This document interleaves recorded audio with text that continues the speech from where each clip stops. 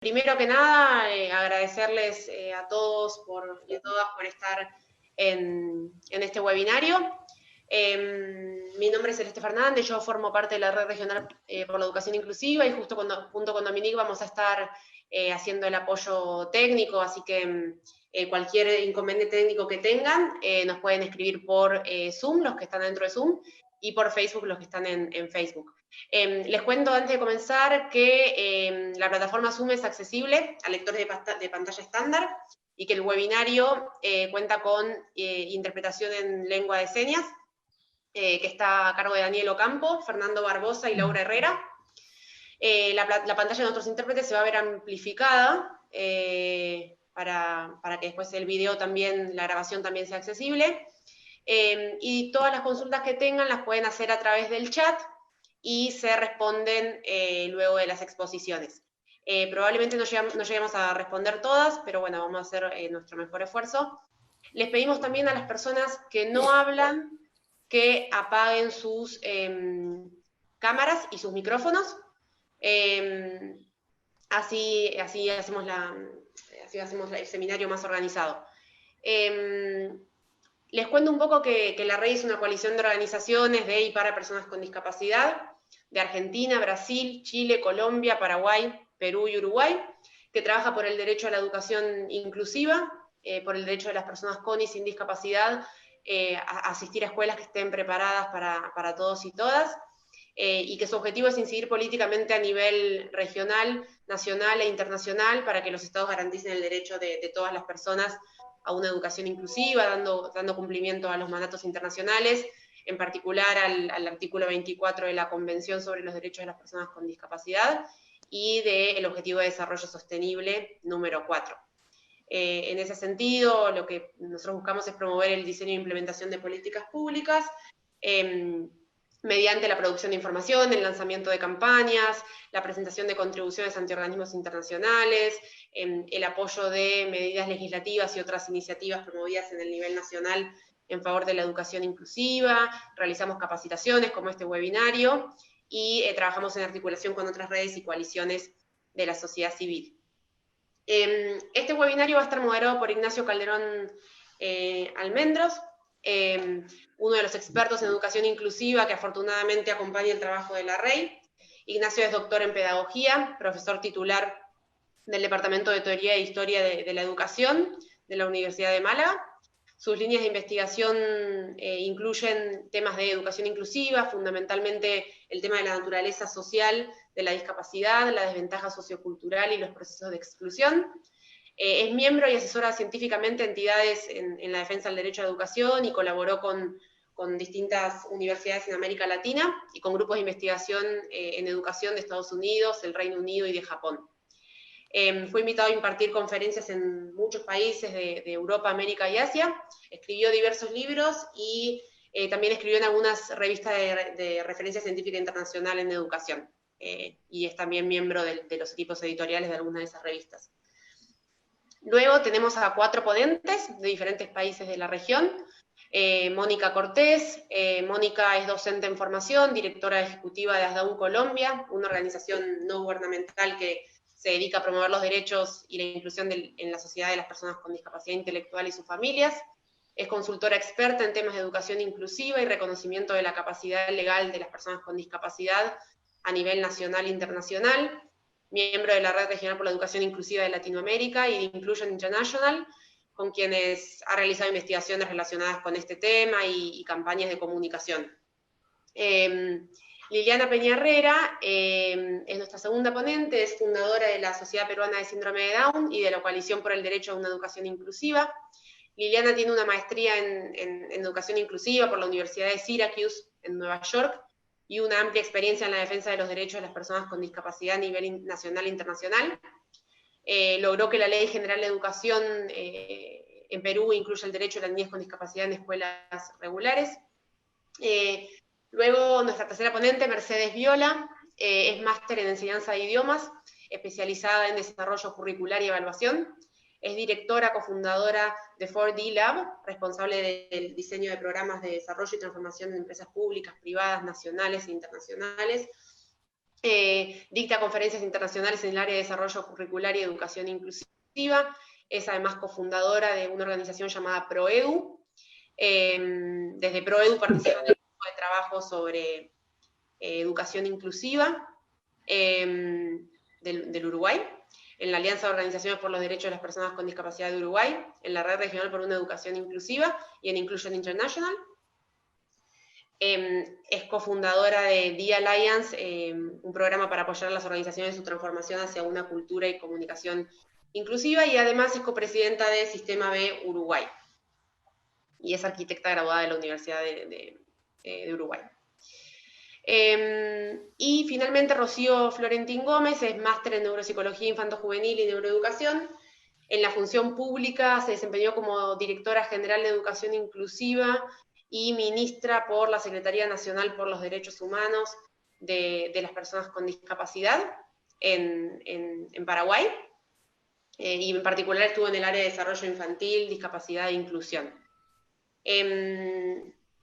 Bueno, luego de estas presentaciones ya le paso las palabras iniciales a Ignacio Calderón, nuestro moderador, para que inicie el debate, y recuerden que cualquier pregunta la pueden escribir en el chat y mantener sus micrófonos y sus cámaras apagados. Muchas gracias. Bueno, pues muchas gracias, Celeste. Muchas gracias. Yo quiero lo primero, buenas tardes en España. Quiero agradecer a la Red Regional por la Educación Inclusiva, pues que hoy me haya dejado estar aquí escuchando, aprendiendo de estas 4 mujeres que seguro que me van a enseñar un poco cuál es el panorama allí en vuestra región, qué dificultades está habiendo, qué os estáis encontrando en una situación tan extraordinaria como esta. Ya veo que Rocío acaba de entrar, así que ya estamos todos. Bueno, me decían que hiciera unas palabras iniciales antes de entrar en las preguntas a las 4 ponentes. Y yo pensaba que es como un cuento, ¿no? Que estamos ahora mismo como dentro de un cuento. Un cuento que comienza con... y desapareció la escuela.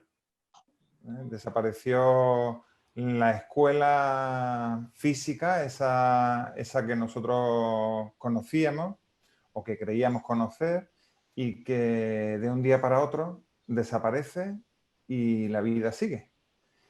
Y me preguntaba qué podía ocurrir o cómo podíamos pensar ese cuento más allá de ese inicio como de relato corto, ¿no? Venga, te doy esta muletilla inicial y a partir de ahí vas escribiendo, y probablemente la sesión de hoy tiene que ver un poco con esto, ¿no? Con qué ideas, qué es lo que ha venido ocurriendo y qué podemos inventar para que ocurra.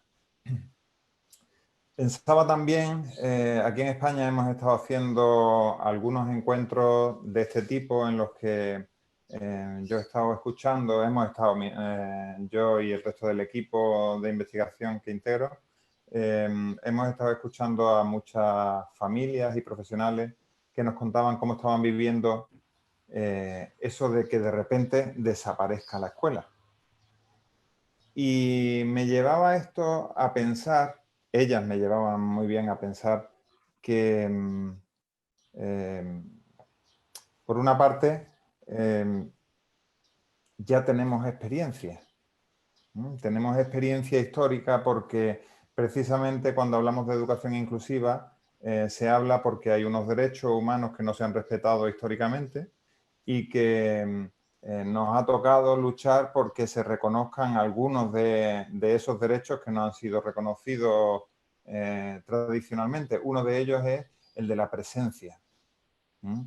El de la presencia. Y hemos estado luchando y estamos luchando porque haya presencia en las escuelas para que las personas que han sido nombradas por la discapacidad, por ejemplo, pero también otros muchos colectivos que están en desventaja, puedan estar en las escuelas. Pero es que ahora no están las escuelas.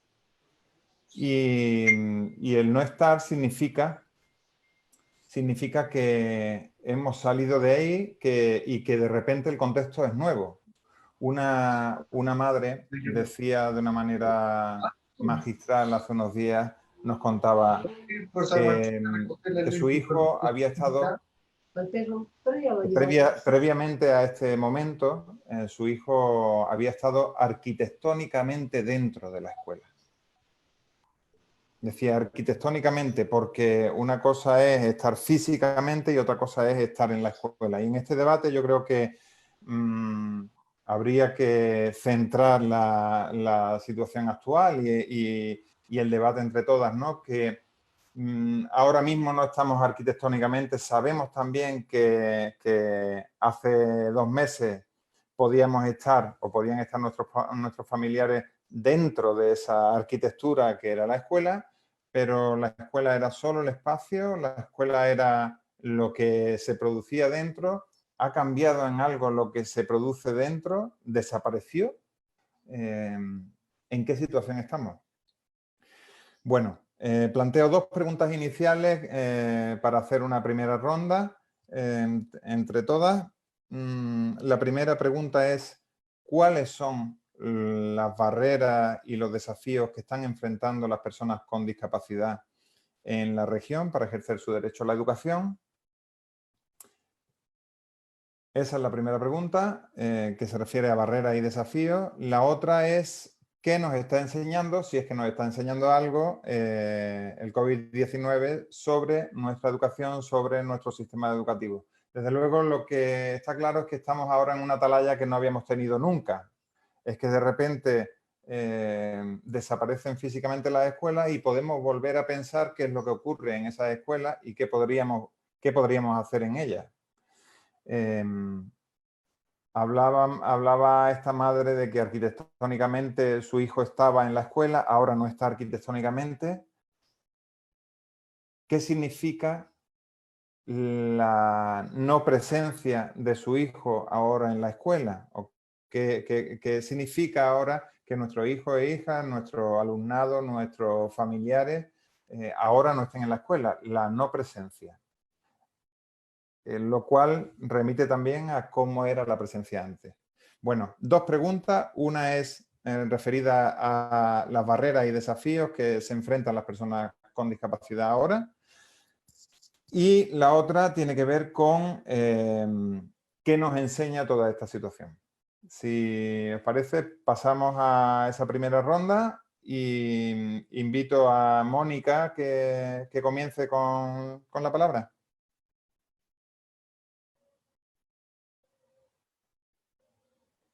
Espera, ya, creo que no había desactivado el micrófono, la tecnología. Bueno, muchas gracias, Ignacio, por esa introducción.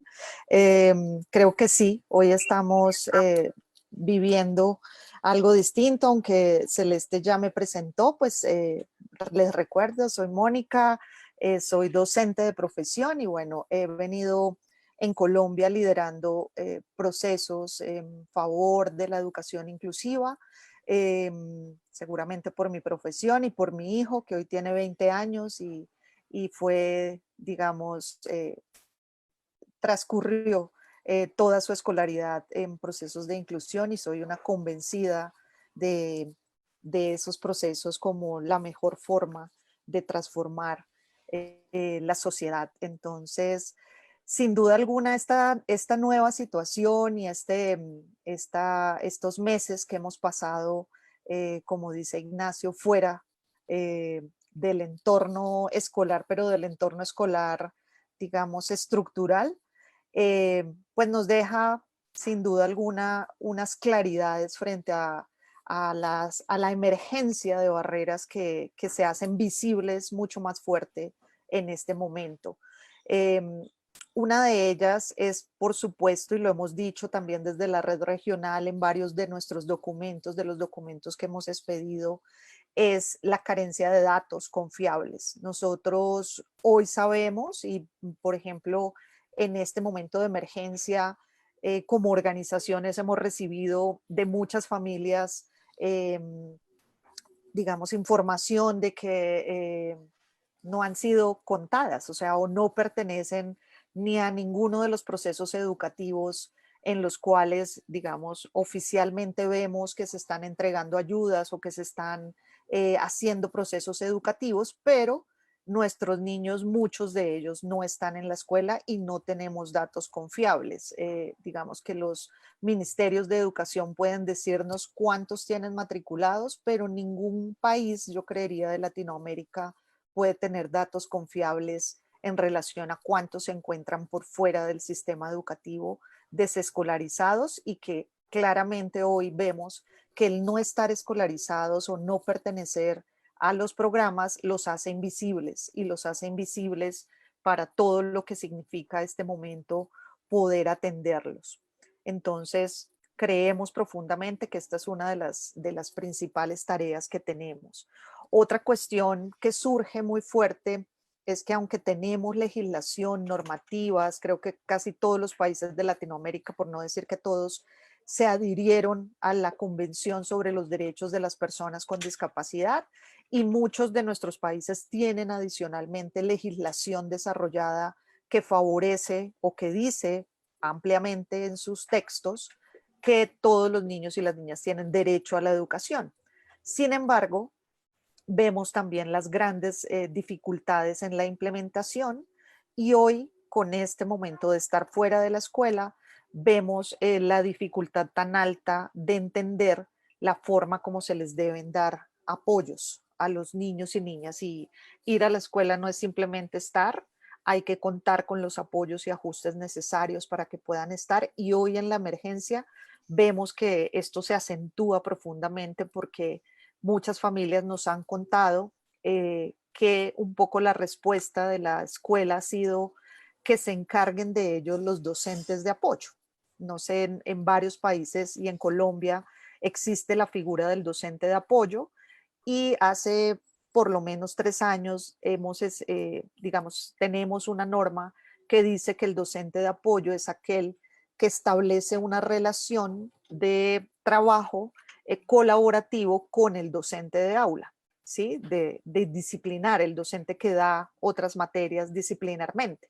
Pero sin embargo, en este momento de la emergencia, casi que han dicho, no, el docente de apoyo que se encargue del niño con discapacidad, desconociendo la responsabilidad y el rol que tienen toda la comunidad educativa, incluyendo cada uno de los docentes de las otras disciplinas. El niño necesita o requiere del direccionamiento de los otros docentes, seguramente con el apoyo del docente. Sabemos, por ejemplo, también que hay países en los que el docente de apoyo es pago por los servicios de salud, y eso hace mucho más complejo esta interacción hoy en los procesos educativos, porque emerge muy fuerte que precisamente el docente de apoyo tiene que ser un recurso didáctico, pedagógico, de métodos y recursos para acompañar todo el proceso educativo. Vemos también que se observa un interés, puede ser estructural, de cómo se entiende el sistema educativo, de trasladar los mismos modelos tradicionales, más con el afán de cumplir con contenidos académicos y estándares curriculares, que con entender la situación que estamos pasando. Incluso en Colombia, con Astrid Cáceres, que hemos venido trabajando unos espacios de formación también los martes, unas tertulias que pueden encontrar también en nuestra página web, unas tertulias pedagógicas. Encontrábamos que hay colegios en Colombia que han establecido direccionamiento de que el niño se tiene que sentar a atender sus clases virtuales con uniforme. Entonces, eso nos ha parecido muy fuerte, porque es el sistema educativo en toda su estructura rígida, queriendo trasladarlo a un modelo pues que nada que ver, porque cada familia, cada situación, cada vivencia es muy diversa. O sea, los niños y las niñas hoy, las familias, tienen que enfrentar una realidad difícil, una realidad única que nunca habíamos tenido, y no entender esa flexibilidad creo que es una de las barreras, esa flexibilidad que tenemos que tener es una de las barreras que estamos encontrando. Hemos visto pues también que esto ha generado un despliegue muy fuerte de recursos, de buscar formas virtuales, tecnología, didácticas muy rápidamente, y creo que eso en términos de lo que nos ha dejado esta emergencia es mostrar que sí era posible que como maestros pudiéramos acudir rápidamente a buscar recursos y apoyos para atender esta emergencia. Por ejemplo, en Colombia se han desarrollado rápidamente plataformas con contenidos educativos y incluidos videos en lengua de señas con contenidos educativos, pero obviamente sin entender esas barreras individuales y familiares que contienen, o sea, no es solamente producir el contenido, hay otras barreras que tienen que ver con el no acceso a unas plataformas, a la virtualidad, a tener equipos tecnológicos. Hay familias que si acaso tienen el teléfono o un solo computador para varios hijos y para que la familia además haga teletrabajo, entonces esto impide que así se hayan desarrollado estrategias y contenidos no lleguen a las personas. Un punto también que quiero desarrollar es la presión que se está ejerciendo sobre las familias. Las familias manifiestan estar un poco agobiadas en términos del contenido que han venido recibiendo, y pues ahí yo creo que solo dejo que no podemos confundir los roles. La escuela es la escuela y es un espacio donde tenemos la posibilidad de construir conocimiento y vivencias, pero la casa es la casa y el rol de la familia no es cumplir exactamente con todo lo pedagógico y volverse hoy docente. Entonces, en lo que nos deja todo este aprendizaje, yo creo que eh, haber visto y tenido la posibilidad de encontrar nuevas estrategias rápidamente para poder atender esta emergencia, me permite a mí pensar que esto que hemos hablado tantos años sobre la inclusión no necesita una preparación, ¿no? Porque hemos visto mucho que los maestros, y la respuesta muchas veces escolar es que no hay, que no están preparados, que les toma tiempo prepararse para atender una situación diversa frente a cualquier estudiante nuestro, de niños y niñas con discapacidad, y hoy sabemos que no, que esto se puede resolver rápidamente y que lo importante es enfrentar la situación. No podemos esperar a estar preparados. Llevamos 30 años o más hablando de preparación, por eso la UNESCO también ha dejado el término de progresivo, porque es que llevamos más de 30 años preparándonos y sí es posible encontrar estrategias y recursos que permitan rápidamente atender una situación diversa, y esto nos lo demuestra esta emergencia. Creo que la educación en casa nos invita a tener un equilibrio a todos, tanto a maestros como familias, y a entender qué es lo importante y a mantener un equilibrio. Yo creo que hay que tener un equilibrio entre lo que significa la escuela. No nos podemos seguir quejando en términos es que no hay tecnología, es que cómo podemos hacer esto, porque lo que yo sí he entendido y nos deja un gran aprendizaje es que todo esto, lo más importante y lo más importante para las personas y los estudiantes con discapacidad es ese vínculo que puede generarse en los procesos educativos. Para mí la escuela es más allá que conocimiento, es vínculo, es encontrarse, es construir redes, es ser reconocido y valorado en un entorno por otros, y esa es una gran tarea y aprendizaje que nos deja este momento. Creo que nuestros niños, más allá de querer que les enseñen, no sé, a sumar, quieren es ver a su maestra o quieren ver a sus compañeros y quieren estar juntos. Y eso es lo más importante que nos deja todo esto, es el vínculo, es esa posibilidad de creer y valorar al otro. Yo dejaría ahí, Ignacio, para que puedan nuestras otras compañeras seguir. Muy Muchas bien. gracias. Muchas gracias, Mónica. Pues Liliana, siguiendo la rutina que nos habíamos marcado, Liliana, si te parece.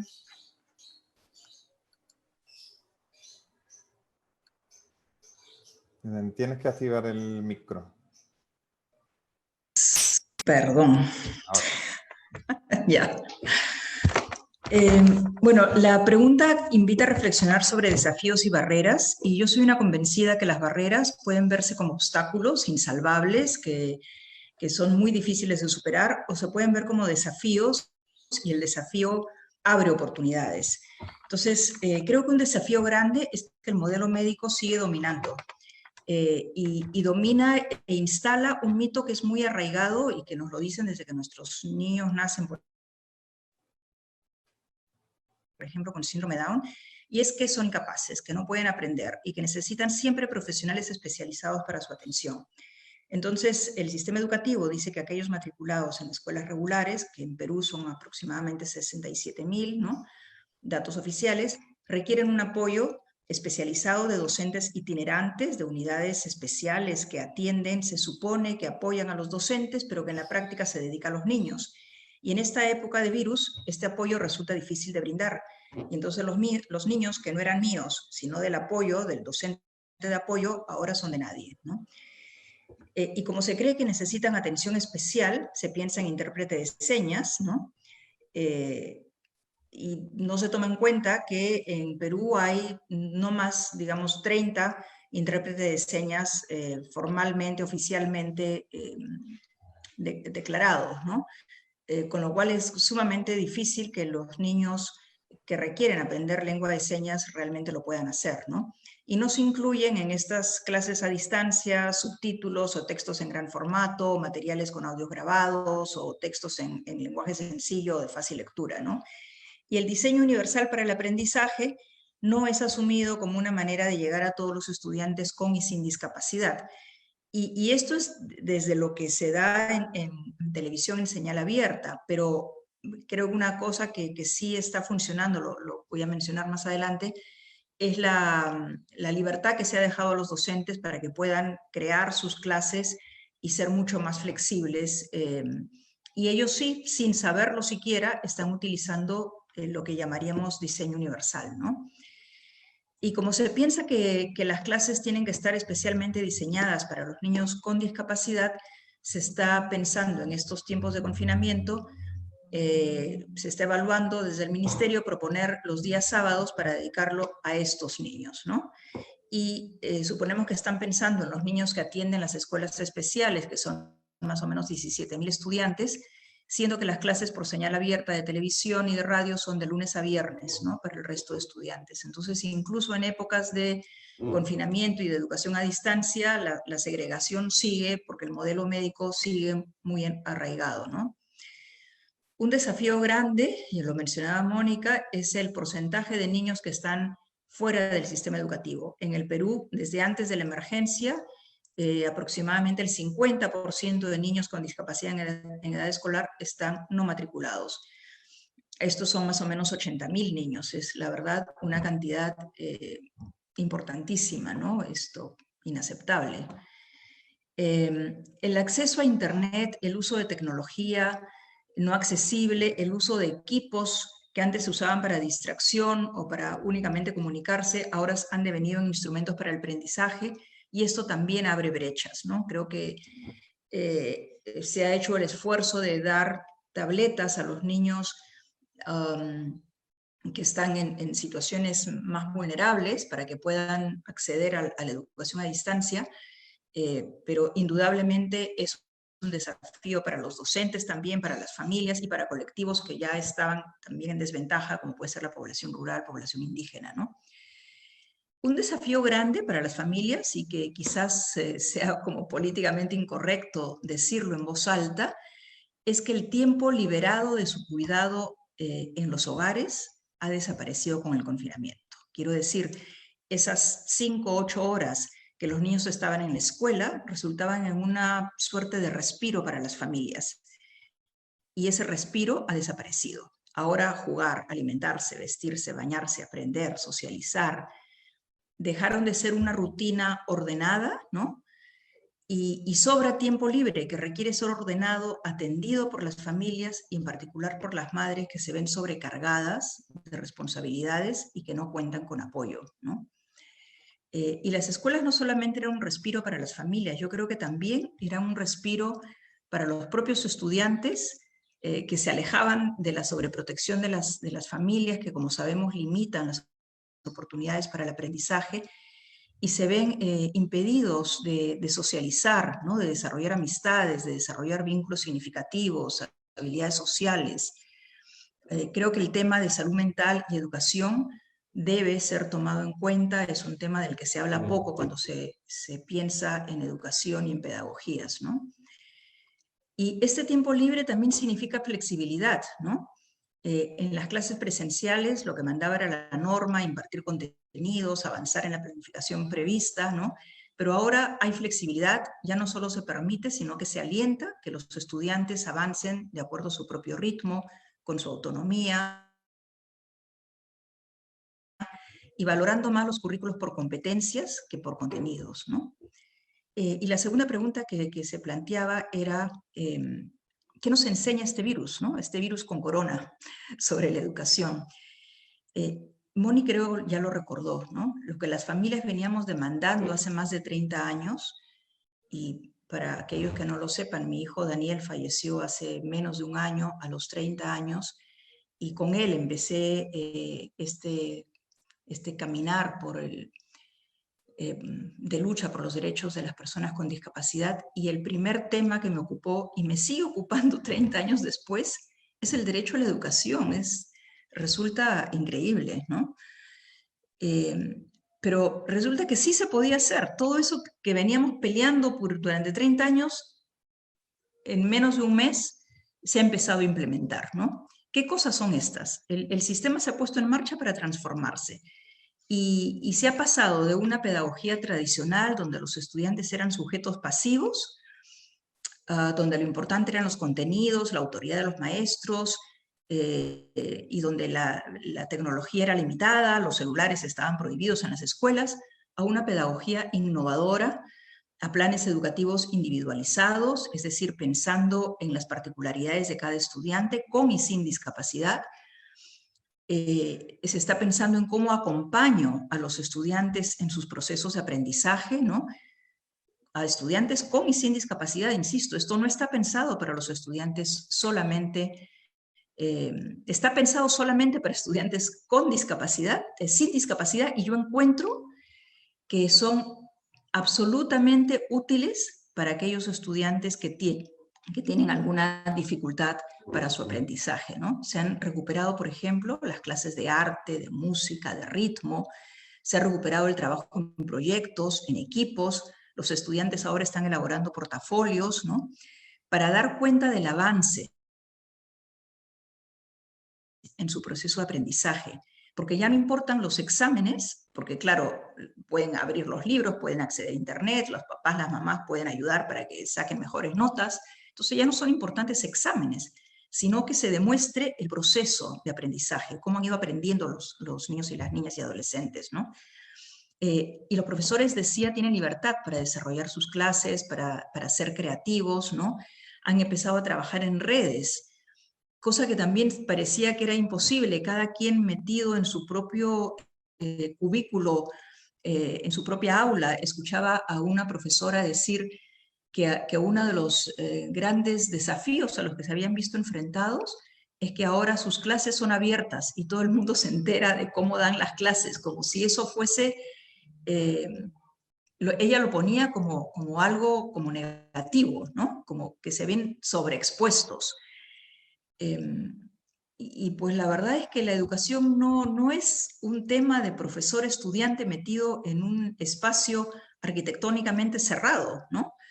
La educación es abierta, es parte de una comunidad, ¿no? En la cual las familias claramente tenemos algo que decir, y creo que eso es otro de los temas que se están planteando, ¿no? Que ya las familias no somos un estorbo, ahora las familias tenemos que trabajar en colaboración, familias y escuela, por el bien de los niños que están confinados en sus casas, ¿no?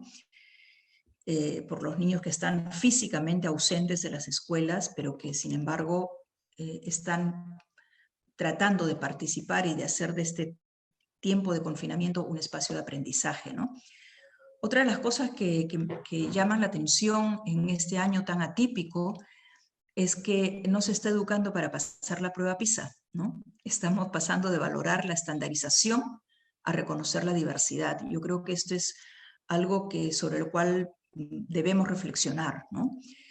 Y haciendo un match entre desafíos y oportunidades, creo que es un momento perfecto, ¿no? Casi perfecto, para dejar atrás el modelo médico, ¿no? Y aceptar que todos los niños y niñas, todas las personas podemos aprender, que cada quien lo hace a su propio ritmo y estableciendo sus propias prioridades, que sí es posible utilizar la tecnología para la información, para la comunicación, que sí es posible el trabajo cooperativo entre escuela y familias, que las familias necesitamos pautas para saber cómo acompañar el proceso de aprendizaje y de autonomía de nuestros hijos, que efectivamente la evaluación del proceso es tanto más importante que la evaluación de los contenidos, que los apoyos deben estar en cada escuela y no fuera de las escuelas, y que los maestros deben tener tiempo para planificar, para compartir, para pretender, que se puede atender la diversidad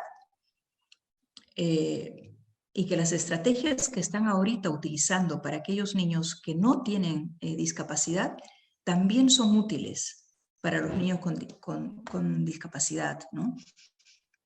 Que la literatura no está peleada del teatro, que las matemáticas se aprenden con ritmo y con música, con el cuerpo, que la cocina sirve para aprender física y química, que escribir una carta a mis abuelos, a los que no puedo ver en estos momentos, estimula el aprendizaje de la lectoescritura, ¿no? También nos enseña que ninguna escuela, ningún hogar debiera carecer de agua, de desagüe y de electricidad, de acceso al Internet. No podemos seguir empeñados en que una manera de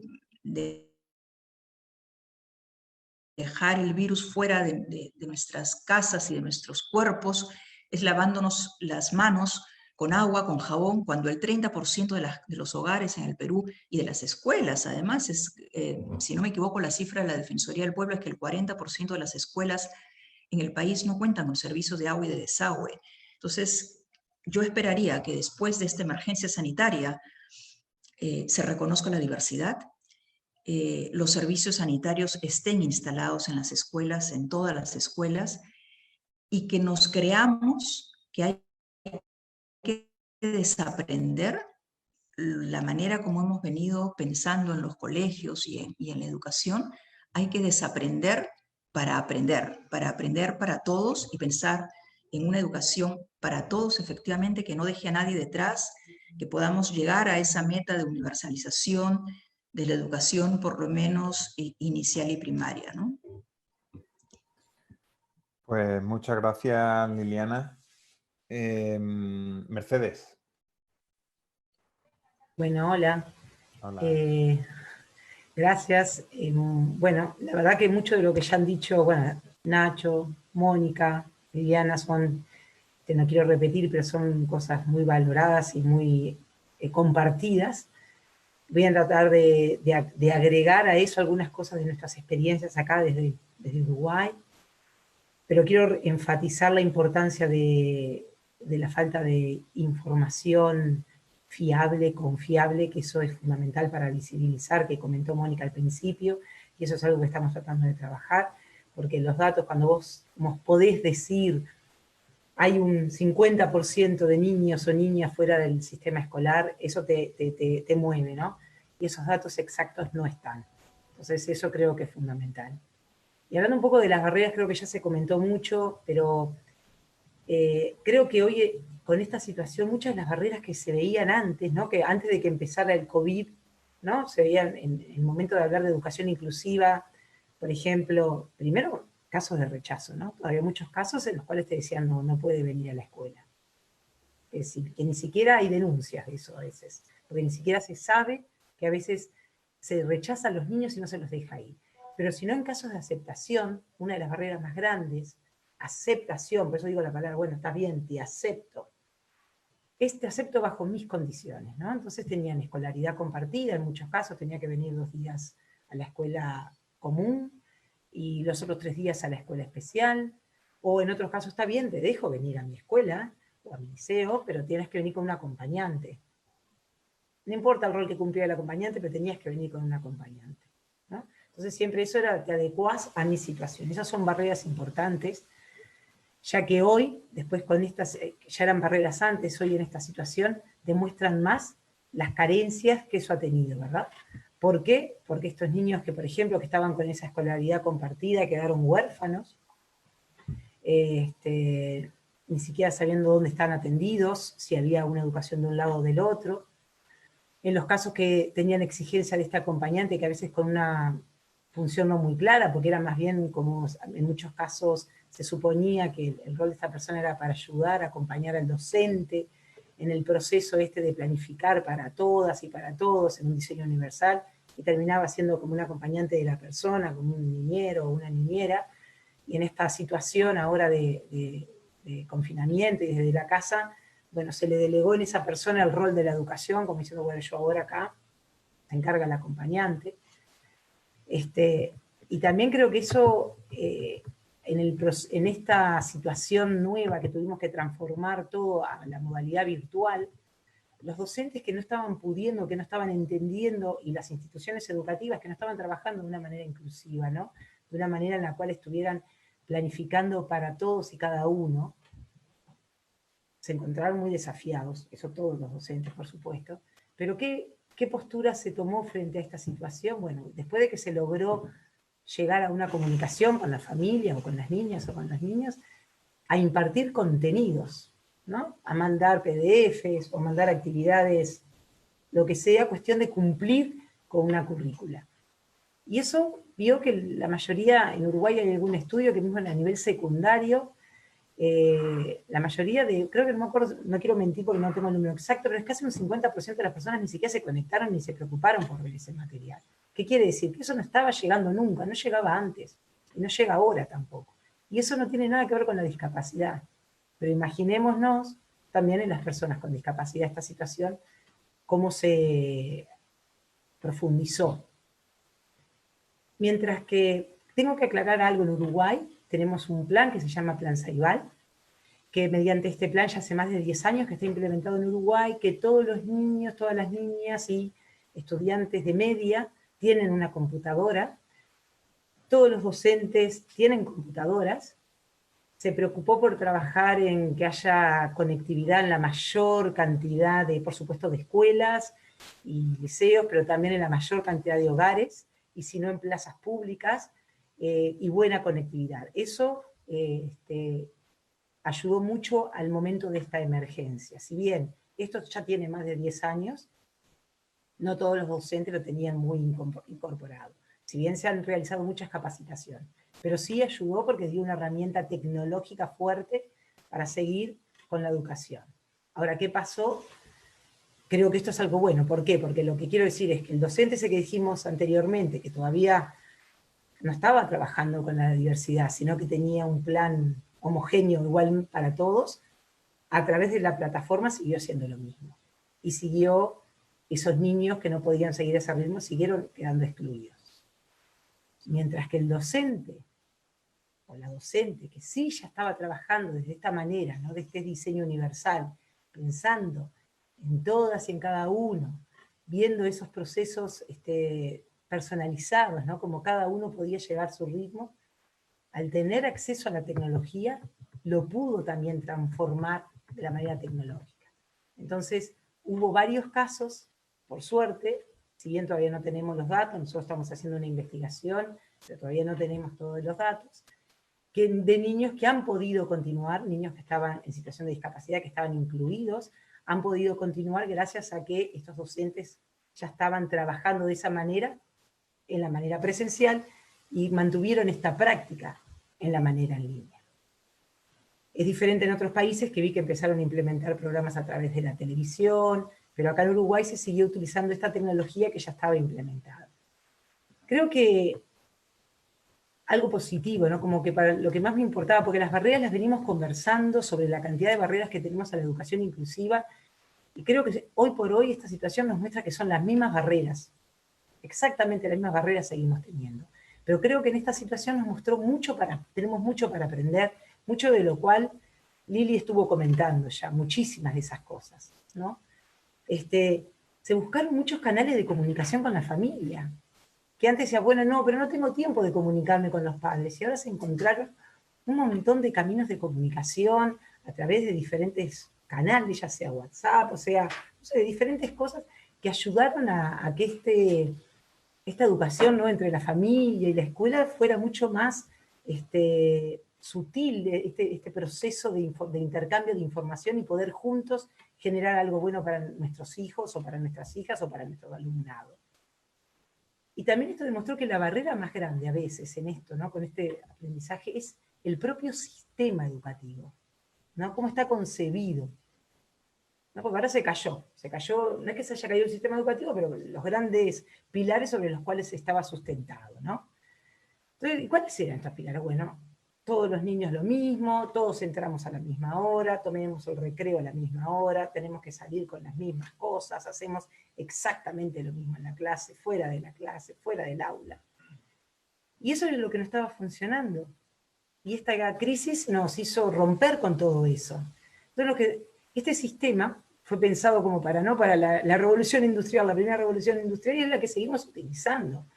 Hoy esto nos demostró que la creatividad docente, que la creatividad de las familias, que la creatividad de las instituciones es mucho más que eso. Nos mostró que podemos hacer la educación de otra manera, eso que también estaban diciendo Mónica y Lili, hace 30 años que venimos trabajando, ¿no? Porque, bueno, por una educación para todas, y siempre, qué difícil que es transformar el sistema educativo, y el mundo viene así, corriendo. Y esta situación, esta pandemia nos mostró, no solamente el mundo viene corriendo, el clima viene corriendo, ¿no?, la emergencia climática, todos estos problemas, y esta capaz que es la primera de una cantidad de crisis que van a venir. Entonces, otras cosas que tenemos que aprender, ¿no?, de esto. Pienso como a veces en tantas instituciones educativas que hay mucho horario, ¿no? 8 horas los niños adentro de la escuela. Es verdad, a veces cumple un rol por familias que no tienen más remedio que salir a trabajar y no tienen sino otro lugar donde dejar a sus hijos, y es mejor que estén en la escuela, en un lugar de contención, lindo, amable, de mundo. Pero también a veces eso se llenaba de cantidad de contenidos académicos, porque tienen que aprender esto, contenidos. Y eso se vio reflejado en esta situación, en muchos casos que pasó, de docentes que lo que han llegado es mandar PDFs con información, estudia. Eso no se mostró que ningún niño, ningún joven ha podido seguir ese ritmo. Eso quiere decir que tampoco no lo estaba pudiendo seguir antes. Entonces, tenemos que cuestionarnos eso. ¿Cuál es el fin de la educación? Creo que es eso. ¿Para qué vamos a la escuela? ¿Para qué vamos al liceo? Creo que esta situación nos tiene que ayudar a pensar eso, ¿no? Eso de esa complejidad que era imposible transformar ese sistema, hoy estamos viendo que es posible transformarlo rápidamente gracias a la creatividad. Tenemos que simplemente coordinarnos. Y algo que me encanta también pensar, que me gusta porque lo he conversado con muchos grupos de personas, es que creo que también tenemos mucho para aprender de las personas y de las familias de personas con discapacidad. Las personas con discapacidad y las familias de personas con discapacidad se han acostumbrado a vivir en un ambiente que en general ha sido muy hostil para ellos y para nosotros. Yo también tengo una hija con discapacidad. Entonces eso te generó, te hizo más resiliente, aprendiste a buscar nuevas estrategias, nuevas maneras de hacer las cosas. Y lo más lindo, aprendiste a que estas cosas no se hacen solo, se hacen con otros, a generar redes de apoyo, a creer y a vivir en la interdependencia.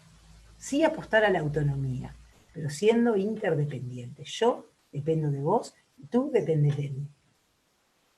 Hoy, esta situación de confinamiento, esta pandemia, nos puso a todos los seres humanos en esa situación un poco, en enfrentarnos con nuestros propios límites, en que el mundo ese que siempre era tan amigable con nosotros fuera un poco más hostil. Entonces, mirá todo lo que tenemos para aprender de estas personas, de nosotros, ¿no? De eso de que realmente no soy yo ningún superhéroe, ni ninguna superheroína y puedo todo solo, y lo hago a mi manera y tengo todo, sino cómo esa interdependencia, crear esas redes. De estas situaciones salimos todos juntos, apoyándonos unos a otros. Entonces creo que es una linda oportunidad también para, desde el sistema educativo, ¿no? Para escuchar a las personas que saben sobre educación inclusiva, que están trabajando sobre esto, para escuchar a las personas con discapacidad, para que muestren cómo han venido aprendiendo todo este tiempo en este mundo. ¿Para qué? Para no aferrarnos a ese paradigma viejo y abrirnos a este paradigma nuevo, que es donde todas y todos tenemos que tener un lugar. Y aprender de las personas que realmente ya lo vienen haciendo, vienen trabajando en un mundo que le ha sido hostil, porque fue diseñado de manera hostil para ellos, viendo cómo desarrollar herramientas y cómo trabajar para romper esas hostilidades y generar un clima más de cooperación, de trabajo en conjunto. Creo que eso es algo importante y en la educación es fundamental, el trabajo cooperativo, el trabajo por proyecto, y cooperativo quiere decir que todos dependemos unos de otros, cómo cada uno tiene algo para dar y cada uno tiene algo para recibir. En este momento se dio eso más en la educación de forma más natural, cómo todos podemos contribuir para algo común, que es algo mejor, que es la simple suma de cada uno.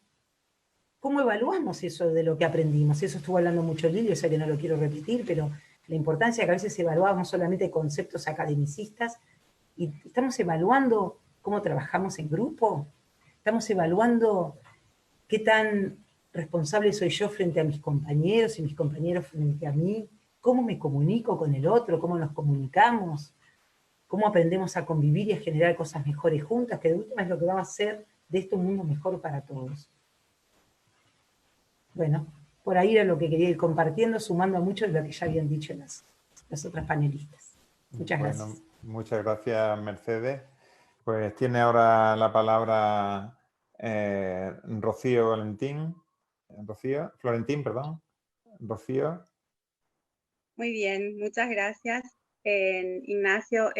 Buenos días de nuevo para todos y continuando con este diálogo, lo que ya decían las compañeras, una visión regional que yo creo que no dista mucho de diferencias, pero igualmente tenemos nuestras particularidades porque la inclusión es un proceso y cada país va teniendo su propio proceso. Creo que una de las brechas es no solo el acceso a la tecnología, sino que al uso de la misma también. Es decir, aparte de que a veces tenemos acceso, el tema es el uso, y esto pasa un poco en relación a el tema de la familia, que tienen que ser hoy día facilitadores del aprendizaje. Creo que esto, aparte de ser una pandemia, es un tsunami para la educación. Me parece que vino a romper con todo lo que es la estructura, así como decía Mercedes, es una estructura bastante rígida, en donde realmente los cambios para el sistema son de mediano a largo plazo muchas veces, y por eso a veces no estamos en el mismo tiempo, muchas veces desde la sociedad civil y desde los cambios que a veces uno quiere desde la estructura del Estado. Pero creo que también una de las brechas es esta falta de diversificar la oferta educativa, que nos muestra que tenemos este chico estándar en el imaginario y por ende nuestras estrategias también. Me parece que hay dudas del equipo docente y técnico de cómo dar respuesta ahora a los chicos con discapacidad, porque ya no están presentes en ese espacio físico, así como decían, estamos garantizando presencia, pero ahora que no están presentes en el espacio, diríamos, es como que se vuelve como más difícil garantizar la participación y el aprendizaje. Si ya lo era difícil y diríamos, uno de los grandes desafíos a nivel regional, la participación y el progreso, más aún en esta situación. Creo que hay barreras actitudinales en ciertos casos por no tener, o diríamos que justificar que no está el profe de apoyo, eso que ya estaban comentando también las compañeras, y creo que acá vale la pena el volver a hablar de esta cuestión del profesor de apoyo, la conceptualización que tenemos del profesor de apoyo, en cómo está funcionando o cómo está llevando ese rol del profesor de apoyo que a veces es tan mal entendido por todos, por el equipo técnico, por los propios padres que a veces quieren quieren cubrir algunas necesidades que no siempre aportan a la inclusión con el rol del profe de apoyo, y merece la pena, creo, llegar a un consenso en relación a que el apoyo es a la inclusión y no necesariamente una cuestión física de tú a tú con el chico con algún tipo de discapacidad, o también esa diferenciación en lo que es el rol del profe de apoyo y también muchas veces el ayudante de vida, que es otra cosa, y a veces también se confunden los roles y se confunden el tema de las conceptualizaciones. Dificultades para el trabajo colaborativo con los docentes de apoyo, justamente en esta conceptualización, y como ya lo decían las chicas, bueno, es trabajo del profe de apoyo, entonces que el profe de apoyo garantice cómo vamos a continuar ahora. Pareciera ser que no hay ese empoderamiento de cómo vamos a guiar el aprendizaje de los chicos con discapacidad, en el acompañamiento a las familias como facilitadores del aprendizaje y participación de los chicos. Y yo creo que esta situación, este tsunami, como digo, vino a sacar una fotografía de cómo estamos.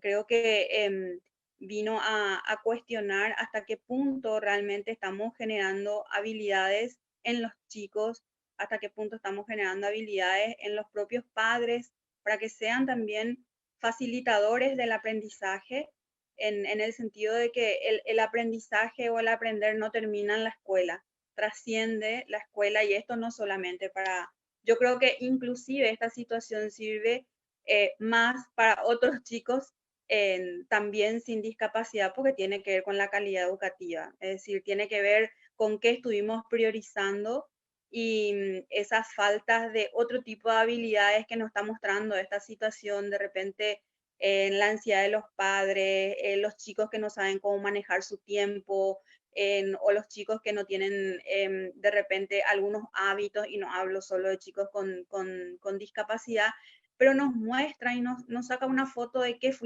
este es el resultado de los chicos que tenemos, es el resultado de nuestro estilo de educación, en cómo se están comportando la familia y los chicos. Entonces, una vez más, replantearnos esto de la educación centrada en el estudiante y su familia. Creo que como desafío, o que nos enseña, porque todo es un aprendizaje, a veces digo yo que esta pandemia vino a posibilitar la empatía, porque muchas veces el transitar de un chico con discapacidad es una continua pandemia en el sistema educativo rígido, en un sistema educativo que no diversifica, y me parece excelente esta oportunidad para que nos demos cuenta que sí podíamos diversificar, que sí podíamos pensar de otra manera la escuela, que empezamos yo creo que empezamos a pensar cosas que siempre pensaron las familias con discapacidad, así como decía Mercedes, empezamos a buscar muchas estrategias. Ahora vemos que no contamos con los sistemas de apoyo y ajustes que no garanticen realmente la presencia, la participación y el progreso de los chicos, de que tenemos que estar presente, participar y tener logros trasciende las paredes de la escuela. Es decir, nosotros no solamente, como decía, el educar está en esas paredes, inclusive ya nos decían las nuevas didácticas que hay que trascender el aula en la propia escuela, que los docentes debemos y podemos imaginarnos otras maneras de enseñar y evaluar. También nos enseña que las emociones juegan un papel decisivo en el aprendizaje. Es decir, hoy día vemos que ese divorcio y el gran todavía desafío de el desarrollo de habilidades emocionales, el desarrollo de habilidades emocionales tanto trabajadas para nuestros docentes como también para las familias y los chicos. Entonces, las emociones son, diríamos, la base para el aprendizaje. Sin emoción no hay aprendizaje. Entonces, cuando en una situación como esta no manejamos las emociones, difícilmente estemos dando un espacio para un aprendizaje, y sobre todo de contenido. deberíamos también de aprender de no perdernos en la forma y centrarnos en el fondo, porque a veces estamos muy preocupados de no perder los contenidos, sin embargo el fondo es otro. El fondo es el bienestar y la formación integral de los estudiantes. La red de apoyo, como ya hablaban las chicas, hablaba Mercedes, es muy importante. La educación es un tomarse de la mano. Y creo que así como se ratifica una vez más con esta pandemia, que a responder a la pandemia se aprende en la pandemia. Y así decíamos también que a incluir se aprende incluyendo. Y yo creo que estos son, diríamos, aprendizajes y ratificaciones de lo que siempre, así como decían las chicas, hace 30 años, algunas que están con esto y es como un círculo vicioso y como siempre, pero esta oportunidad de empatía, de sentirse también de qué pasa cuando no te dan respuesta, de qué pasa cuando hay que pensar otras maneras, de entrar en esa a veces angustia o ansiedad de que no está entendiendo, no se está quedando, no quiere participar de las clases virtuales. Creo que esto va a llevar a repensar en esa educación para todos, de ponernos en el lugar de aquellos que generalmente son más rezagados por la falta de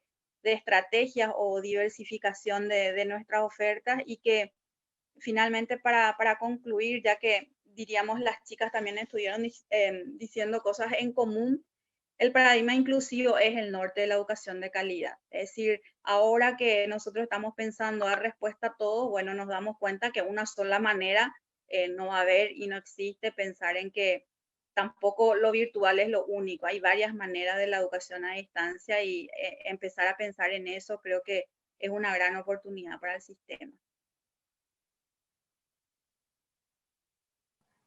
Bueno, muchas gracias, Rocío. Gracias a todas por estas primeras intervenciones tan interesantes, cargadas de mucha reflexión, de mucha experiencia y que despiertan muchas inquietudes. A mí particularmente todas ellas me han despertado mucha reflexión y también ciertas dudas que me gustaría poner de manifiesto. A ver, yo iniciaba hablando de la no presencia por aquello de que de repente desaparece la escuela, ¿no? De repente desaparece la escuela y no hay presencia, no puede haber presencia del niño o de la niña allí. Pero de la mayoría, de la inmensa mayoría de los comentarios que hacía y respondiendo a la primera pregunta sobre las barreras, me aparecía continuamente la no presencia previa. Y se hablaba de la no presencia en los datos, por ejemplo, y de la importancia de los datos. Y donde estaban los datos, cuando, por ejemplo, Liliana contaba los datos de Perú, lo que se manifestaba era la no presencia real de las personas. O sea, lo que ocultaban los datos incluso, que en muchos casos no tenemos, ocultaban también esa no presencia, ¿no? Pero después se hablaba, por ejemplo, había hablado de ese que se encarguen los profesores de apoyo o del papel que han jugado los profesores de apoyo. Algunos de ellos incluso los tiene que llevar la familia debajo del brazo. Otros denunciabais que estaban dependiendo de departamentos que ahora en salud pues que desubican al personal. Entonces pienso que es como el afuera del afuera. Es que te atienda el profesional especialista, es el estar fuera de la escuela siendo atendido fuera de la escuela. Pero algo que ocurría antes, es decir, que en realidad tampoco estamos descubriendo demasiado porque cuando estamos hablando de la educación de nuestros familiares, de lo que estamos hablando precisamente es de la tendencia histórica del sistema a colocarlos afuera. Afuera, por ejemplo, decíamos también cada vez que esa imagen del uniforme, ¿no? De las clases en casa vestidos con el uniforme, pues es dejar, es la obsesión que tiene la escuela por la homogeneidad y por dejar afuera, en realidad, quién eres tú, lo que eres tú, que es justo la identidad, no lo homogéneo. Se hablaba también de la no presencia a través de la imposición del modelo médico, de las creencias. Yo pensaba también, incluso en la emisión, cuando se hablaba de la emisión en televisión, en los sábados, decía Liliana, es también, de nuevo, la no presencia, es como una reproducción de algo parecido. Y y puedo seguir con esa no presencia de la que habéis hablado, ¿no? La no presencia a través de las pruebas estandarizadas, que ahora han desaparecido y se convierten en un alivio, ¿no? De repente es un alivio de no estar las pruebas estandarizadas, porque cuando no están las pruebas estandarizadas emerge ahí sí está la presencia, porque es lo homogéneo lo uniforme, lo que está imposibilitando la presencia, la persona. Pero también la no presencia de las pruebas estandarizadas me ha gustado mucho cuando se planteaba esa no presencia de las pruebas estandarizadas también estaba permitiendo no solo las singularidades del alumnado, sino también las singularidades del profesorado, que pudieran ir más allá. No estamos preparando, decía, no estamos preparando para las pruebas, ¿no? Bien, entonces nos podemos dedicar a lo importante. Bueno. A pesar de todo esto, he seguido viendo otras muchas no presencias. Cuando Rocío, por ejemplo, hablaba del chico estándar, eso es la pura no presencia. Cuando se hablaba de que son las mismas barreras, que son las mismas, ¿no? Y después Rocío también hablaba de otra no presencia, que es la no presencia de las emociones. La no presencia de las emociones en la escuela. Ese análisis que había hecho de las escuelas, no sé hasta qué punto se corresponde con el análisis de lo que habláis que ha ocurrido ahora y que a mí personalmente me sorprende, porque la situación que yo he estado viendo en las familias en España, lo que me han contado las familias con las que yo he estado trabajando en España, no es tan optimista, sino que vienen a decir, no todas, pero vienen a decir que se ha traído a la no presencialidad, a la virtualidad, se ha traído en realidad esa no presencia que también estaba dentro de la escuela. Ahí hablo ya arquitectónicamente. Bueno, de entre los planteamientos que habéis hecho, rescato algunos que me han parecido especialmente potentes. Uno de ellos, por ejemplo, es ese reclamar continuamente de que no estamos preparados los profesionales y de repente un día te dicen mañana ya no vuelvas a la escuela que desapareció. Y para eso sí estábamos preparados.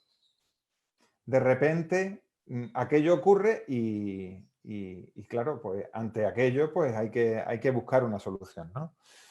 Probablemente deberíamos hacer, o tenemos una tarea importante por hacer, que es ver qué es lo que está dejando afuera esta respuesta actual que se está dando fuera de la escuela. Porque pensar que porque los medios sean virtuales se ha acabado o se ha barrido con buena parte de las barreras que había antes, pues evidentemente algunas sí. Por ejemplo, se han convertido en habituales algunas herramientas que antes ni siquiera habíamos pisado, ¿no? Estamos aquí a través de esta herramienta que no la conocía nadie hace 2 meses y que fijaos qué es lo que ha llegado a ser, ¿no? Pero después hay otra gran realidad que trasciende la escuela, que yo creo que ilumina mucho. el confinamiento no solo ha tenido que ver con que no podemos, nuestros hijos e hijas no pueden estar en la escuela, nosotros como profesionales no podemos estar en la escuela, pero también nosotros y nosotras como trabajadores no podemos estar en nuestros trabajos, en muchos de nuestros trabajos. Y eso significa que algo que cuando yo comencé a darme cuenta de que esto, porque en América Latina llegó un poco más tarde, pero cuando llegó a España y pegó fuerte, cuando yo me di cuenta que lo que teníamos era algo serio, fue cuando se pararon algunas cosas, algunas actividades fundamentales, actividades productivas, que era impensable que se hubieran parado si no fuera porque la cosa iba en serio. Y entonces este parón de la productividad, de la obsesión por la productividad en el planeta, pero en particular en las escuelas, plantea un escenario que para mí trasciende mucho más que el hecho del escenario de haber cambiado físicamente el entorno. Es que la no productividad o la no obsesión por la productividad, perdón, lo anterior no estaba bien dicho, la no obsesión por la productividad permite que podamos ir a lo que realmente es importante y que la productividad estaba tapando. Cuando se decía que ahora importan menos los exámenes, yo pensaba en otras familias que me han dicho, de repente no importan las evaluaciones psicopedagógicas.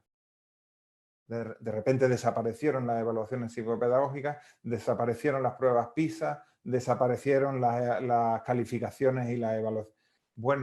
Bueno, pues que ese sí es un gran escenario en el que se podrían hacer muchas cosas, pero claro, siempre que se desvinculen un poco o un mucho del gran peso del academicismo que todavía está encima de las escuelas, ¿no? Y que está impidiendo que en realidad reconozcamos a las personas. Yo recuerdo en Chile una madre que terminó de hacer un comentario sobre su historia y dijo: academicismo versus mi hija. Esa frase, academicismo versus mi hija, es productividad versus las personas. Bueno, pues eso nos plantea un gran escenario. Y otro gran escenario también se plantea cuando pensamos que las clases, que se produce una mayor comunicación con la familia y una comunicación también diferente, ¿no? Alguien me decía hace poco que de repente, aquí habéis hecho algún testimonio también que va en este sentido, que de repente, pues claro, lo que hasta ese momento eran las clases privadas, tú encerrado con un grupo de niños y niñas que nadie lo ve, ni siquiera un compañero o una compañera, ¿no? Cuando cierras la puerta del aula, de repente solo te quedas tú. De repente eso se acabó, claro, y tú no sabes ni si te están grabando, ni si detrás de ese niño o de esa niña al lado está su madre o su padre. Y entonces, de alguna manera, el escenario ese cambia. Bueno, cambia. Y ayer me decía una muy buena maestra aquí en mi provincia. Decía, me di cuenta de que en realidad no solo lo que yo había estado haciendo, que ya llevaba mucho tiempo haciendo un trabajo muy innovador con su alumnado, decía, me di cuenta de que no había hecho ese trabajo con la familia y que el trabajo que yo estaba haciendo con mi alumnado no era el que yo estaba haciendo con mi familia. Y reclamaban esa familia el trabajo academicista, ese obsesionado por los resultados, por las calificaciones y todo eso. Bueno, paro aquí que me emociono y no paro. Bien, teníamos planteada una tercera pregunta después de haber hecho estos análisis y pensando qué es lo que ocurrirá en el futuro. Bueno, la pregunta viene por aquí, viene ¿qué pasará luego de que pase esto? Luego de que pase esto, yo cuando pensaba esta pregunta, decía que pase el qué. ¿Qué es lo que pasará y qué es lo que quedará? Que esa para mí es la gran pregunta. ¿Qué quedará de todo esto? ¿Qué quedará de positivo? ¿Qué quedará de negativo? Y también una pregunta implícita dentro de esta para mí, que es ¿qué seremos capaces de hacer que quede? ¿Qué seremos capaces de aprovechar en este momento histórico en el que podemos repensar las escuelas? Antes preguntabais qué son las escuelas, para qué vamos a las escuelas.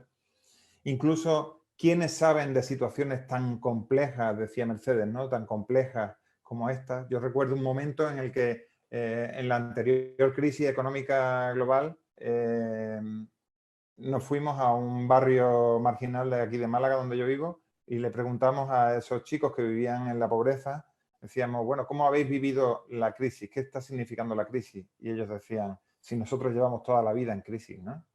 Bueno, ¿seremos capaces nosotros de pensar ahora qué podemos ofrecer nosotros a las escuelas para que en este momento particular puedan aprender de nosotros y nosotras? Bueno, la pregunta es, ¿qué pasará luego de que pase esto? Mónica, tienes la palabra. Bueno, Ignacio, sí, yo también me quedo con lo que tú nos haces reflexionar, de qué seremos capaces de mantener y de haber pensado en estos meses, porque yo oía el otro día una conversación del maestro Tonucci y le hacían una pregunta a unas participantes en la charla frente al miedo que tenían de lo que iba a pasar después de esto, cómo iban a permitir regresar a sus hijos a la escuela, el tema del contacto. Y Francesco Tonucci les decía que esa respuesta seguramente los niños la iban a resolver mejor, porque él dice que los niños siempre tienen la posibilidad de entender muy bien y de estructurar acciones que les permitan, seguramente ellos se inventarán otras formas de saludarse que no sea con contacto físico, se inventarán otras maneras de estar y de tener esa presencia con las nuevas condiciones. Obviamente, yo sí creo que la reflexión es más hacia lo que hemos planteado en esta conversación frente al sistema educativo, frente a nuestros maestros, frente a las familias, cómo vamos a tomar de este nuevo escenario, digamos, lo que queremos mostrar, cómo vamos a reconocer y a valorar que no todos los niños van a regresar a la escuela en los mismos niveles educativos, por ejemplo, porque siempre hemos tenido la idea de que hay unos mismos niveles educativos y que todo esto que estamos diciendo de superar, que no van a llegar en los mismos niveles educativos ni cumpliendo con las mismas cosas, nos invita a hacer una reflexión clara sobre la evaluación, sobre todo lo que hemos conversado hoy aquí, y pues una situación como esta no nos puede devolver, digamos, con las mismas cosas que hoy hemos permitido cambiar y transformar. Entonces, una última cosa que yo rescataría y que se tiene que valorar muchísimo de este momento es los maestros, muchos. Yo siempre defiendo mucho el rol del docente porque muchos de ellos hoy han encontrado un valor muy alto en haber podido establecer una conversación con la familia, ¿sí? Haber tenido la posibilidad de entender esa realidad que viven las familias, pues para ellos ha sido muy importante y creo que ojalá podamos en nuestro regreso a la escuela valorar eso, valorar ese punto de cómo ese vínculo familia-escuela, ese trabajo se construye juntos por el bien del niño o la niña. Entonces yo rescataría esos elementos, Ignacio. Muchas gracias, Mónica. Liliana, tienes la palabra. No, tienes que activar el micrófono, Liliana. Siempre me olvido, gracias. Yo creo que en primer lugar creo que nos obliga como sociedades y como escuela en términos de espacio de creación de aprendizajes, ¿no? Obligados a construir ciudadanía, ¿no? A enfatizar la comunidad, la solidaridad, la responsabilidad compartida, el trabajo en equipo. No sé cómo será en sus países, pero acá en Perú el tema del confinamiento no ha dado los resultados esperados. pese a que llevamos más de 50 días en cuarentena. Buena, no es que sea la razón, claramente, pero digamos, es notorio que no todo el mundo ha respetado el quedarse en casa y está fuera de este espacio decir por qué, ¿no? Pero creo que tiene también que ver con ciudadanía, cómo en el Perú se han dejado de lado cursos como educación cívica, por ejemplo, que yo estudiaba, ¿no? Y que era básicamente conocer las normas sociales que construyen ciudadanía, que construyen convivencia, ¿no? Respeto al otro, el valorar lo colectivo y no solamente lo individual, ¿no? Me parece que esa sería una tarea importante. Y sí, pienso que nos obliga a pensar en la finalidad de la educación. ¿Para qué sirve la escuela? ¿Para qué estamos educando? ¿Hacia dónde queremos llegar como países, como humanidad, ¿no? Porque yo creo que algo que este virus sin corona o con corona nos está dejando como lección es que esto es algo que tenemos que enfrentar no solamente pensando en cada uno como individuo, sino en la colectividad, ¿cierto? Para que yo esté sana, necesito que tú estés sano, ¿no?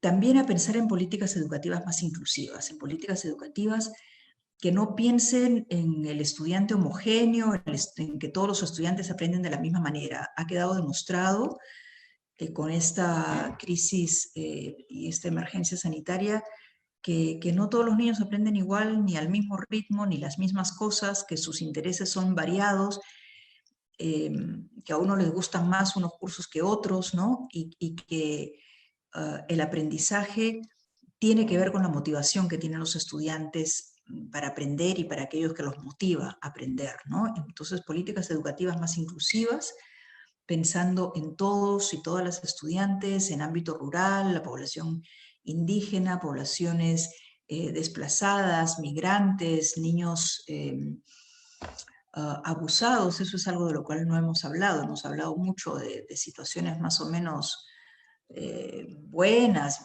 bien, ¿no? Pero no nos olvidemos que hay mucho abuso, mucha violencia en los hogares que se ha exacerbado en estas épocas, ¿no? Asegurar mecanismos de rendición de cuentas.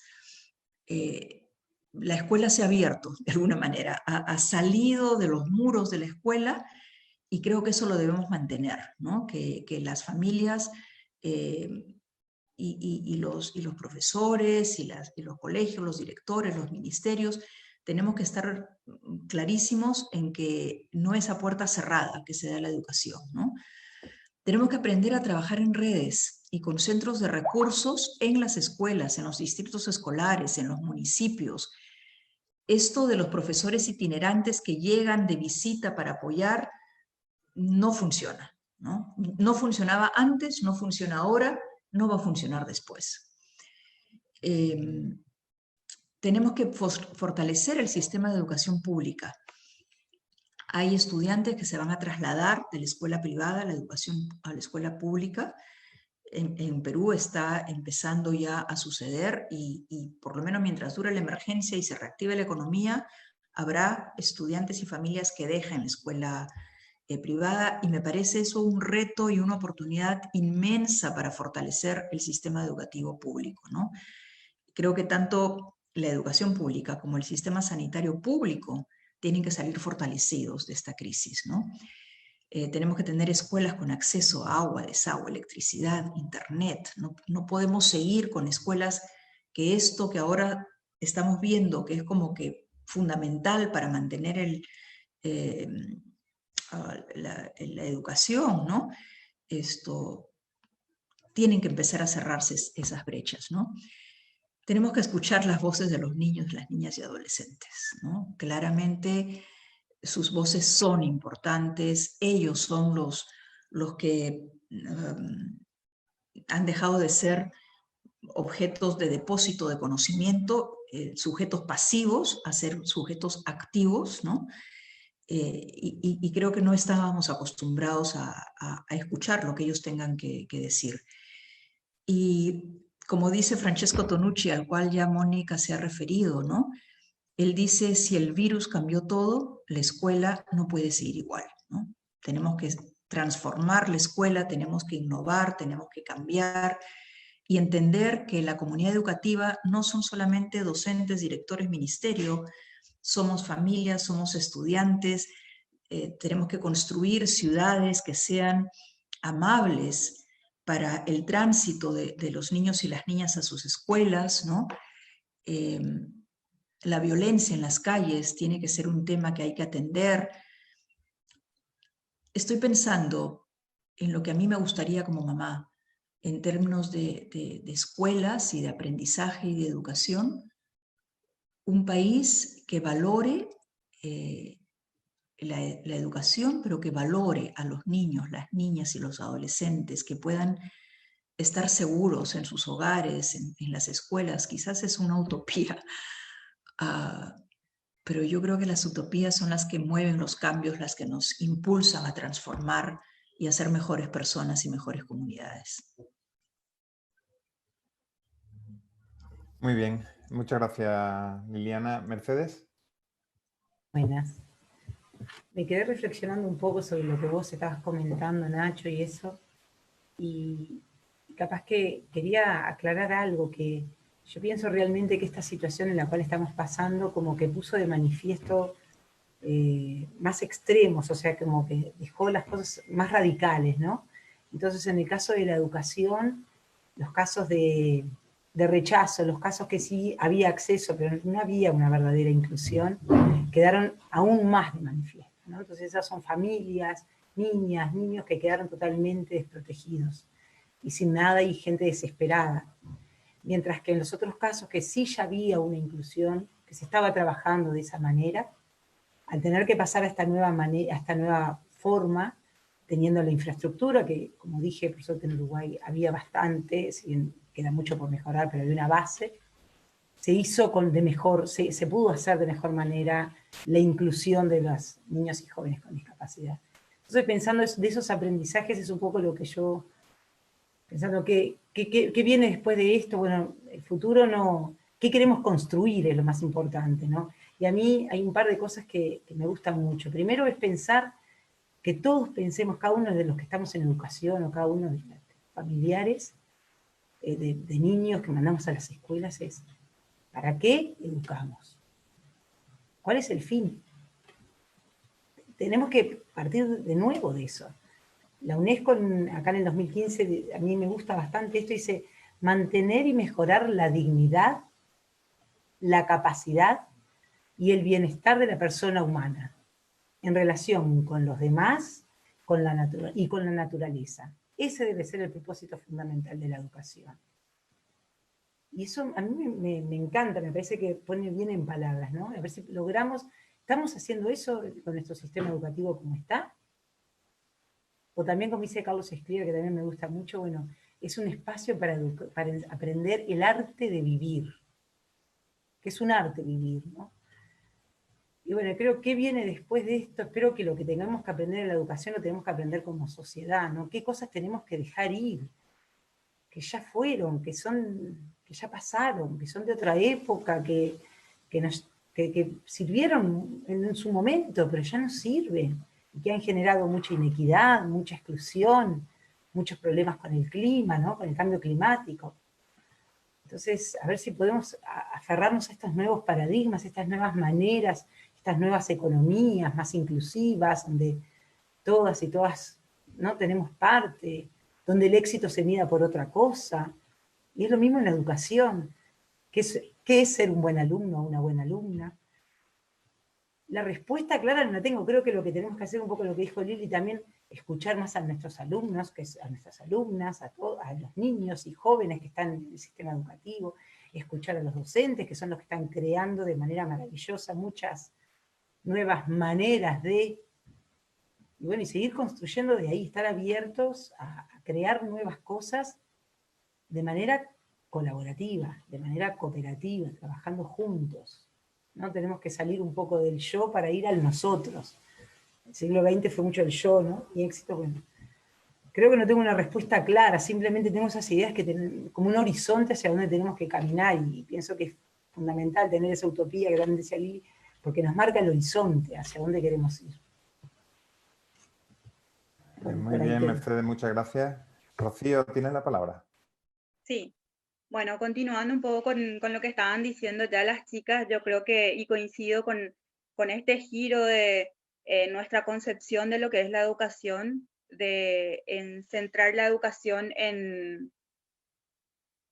de centrar la educación en poder garantizar esa calidad de vida entendida como formar personas independientes y autónomas que realmente puedan tomar decisiones.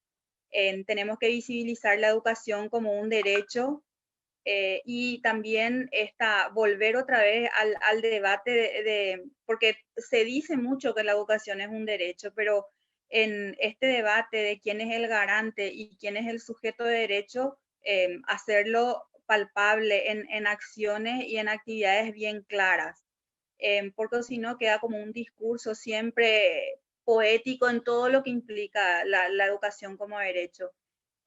Invertir en formar buenos docentes, yo creo que sigue siendo eso diríamos, algo que nos va a dejar esto. Fortalecer esta escuela para padres para que realmente podamos brindar el acompañamiento y apoyos para dejar habilidades instaladas en los padres para que realmente sean facilitadores del aprendizaje y el desarrollo de los chicos. Creo que esto nos da un pool, es un laboratorio, la escuela se convirtió en un laboratorio de metodologías que sería muy bueno sistematizar, ver que de esto que pusimos en práctica nos dio resultado, nos sirvió, y hacer como un banco de recursos porque todos innovamos. Esa yo creo que es una constante porque innovamos a esta situación. Y me gustaría cerrar con algo que leí la vez pasada en lo que decía un médico acá en nuestro país, cuando la gente decía, bueno, ¿qué va a pasar ahora cuando volvamos a la normalidad? O sea, ¿qué va a pasar después? Así como estaba diciendo también Nacho. Y él decía, ojalá no volvamos a la normalidad. Y yo creo que cerraría también con eso en el sentido de el entre comillas, no volver a la normalidad, porque creo que no podemos, creo que tenemos que estar aptos para cometer nuevos errores, pero no los mismos. Eso sería. Gracias. Muchas gracias, Rocío. Pues yo creo que continúo con esta idea que tú lanzas encima de la mesa. Yo creo que no hay, desde el punto de vista de quienes venimos defendiendo el derecho a la educación inclusiva, a que todo el alumnado sea respetado, reconocido, valorado en las escuelas, no puede haber una vuelta a una situación correcta porque la situación anterior no era correcta, era muy incorrecta. Y lo que esta situación parece que nos está dejando claro por todo lo que hoy se ha hablado aquí, es que, bueno, que deja al descubierto algunos de los grandes defectos que tiene la escuela. Yo le preguntaba a estas familias que hemos estado haciendo grupos focales con ellos y ellas, preguntábamos si una vez ya llegados aquí mirábamos hacia atrás y veíamos aquella escuela de hace 3 meses, ¿qué veían nuevo que no veían en ese momento? ¿Qué valoraban especialmente? Y yo creo que lo que más valoran, lo que me decían que más valoraban y que yo también más valoro y que los niños y las niñas también es lo que más valoran, es lo que aquí se ha planteado como, bueno, al final el mundo de los afectos, ¿no? La necesidad del vínculo que establecemos entre unos y otros. Y traída esa idea de Tonucci de los niños resolverán, eso seguro que los niños y las niñas lo van a resolver mejor que nosotros. Bueno, yo pensaba cuando ahora leemos aquí en España la posibilidad de que incluso en septiembre volvamos a reanudar el curso, al menos en parte confinado, se habla de que 15 días y 15 días, de modo que se desdoblen las clases. Yo creo que hay algo que no estamos del todo entendiendo bien y es si nosotros estamos reconociendo el valor de la sanidad pública en una situación como la que tenemos, y particularmente en España con lo fuerte que ha azotado la pandemia, yo creo que del mismo modo hay que valorar, eso ha sido uno de los grandes aprendizajes míos, que aunque ya lo veía, ahora lo veo con mayor claridad, la escuela, también la física, pero no solo la física, también la física es tan necesaria. Los docentes son tan necesarios. Nuestros niños y nuestras niñas necesitan poder salir de nosotros. Nuestros hijos e hijas necesitan poder salir de nuestra familia, poder ir a las escuelas, poder relacionarse con otros niños, con quienes no somos nosotros, con otros docentes, con otros adultos que no somos nosotros, que pueden cuestionar quiénes somos nosotros. Uno de los grandes valores que tiene la educación pública es el que reta a las desigualdades sociales, que es capaz de poner en cuestión que ese sea un orden justo y que ahora mismo vemos que es un orden muy injusto. Y el haber desaparecido de allí hace que nuestros familiares estén aún en mayor desventaja. Entonces necesitamos recuperar la escuela, pero no cualquier escuela. Necesitamos una escuela que recupere la presencia, pero la presencia verdadera. La presencia no solo física, sino la física, la que implica el vernos, el tocarnos, que bueno, que quizás se tenga que demorar eso del poder abrazarnos todo lo que nos gustaría, pero que además de ser física, de verdad reconozca la presencia real de las personas. Y eso tiene que ver con algo muy concreto, que es el reclamar el fortalecimiento de la escuela pública. Eso se traduce en inversión pública y también en reclamos nuestros de esas escuelas que tienen la obligación de cuestionar sus tradiciones y de valorar a los docentes, pero no en cualquier caso, sino que requiere de ese cuestionamiento de las tradiciones y también de nuestras propias ideas, nuestras propias formas de pensar la realidad. Bueno, yo creo que ha sido una sesión de mucho interés. Yo he aprendido mucho de vosotras, os agradezco enormemente el que me hayáis permitido estar aquí y por mi parte yo termino. Creo que ahora vienen unas palabras de la propia red, así que me despido. Muchas gracias. Muchas gracias, Ignacio. Bueno, muchas gracias Ignacio, Mónica, Liliana, Mercedes y Rocío por este intercambio tan valioso. La verdad que yo también aprendí muchísimo y creo que todos los y las participantes también por los comentarios que estaban poniendo ahí en el chat. Bueno, como para cerrar y un poco retomando lo que dijeron todos, esta situación evidencia la necesidad de transformar estructuralmente el sistema educativo. Nos está mostrando lo importante que es repensar la educación desde la inclusión. Nos muestra que tenemos mucho para aprender de las personas con discapacidad y de sus familias. Nos muestra que lo que antes pensábamos como imposibilidades de las personas no son más que construcciones sociales. Y por eso, desde la REI creemos que esto se puede tomar como una oportunidad y los invitamos a todas y a todos a trabajar desde su lugar por este cambio estructural, porque aunque implica una revolución educativa, empieza en los cambios que cada uno, cada una desde su lugar puede hacer para cambiar las políticas, las culturas y las prácticas educativas.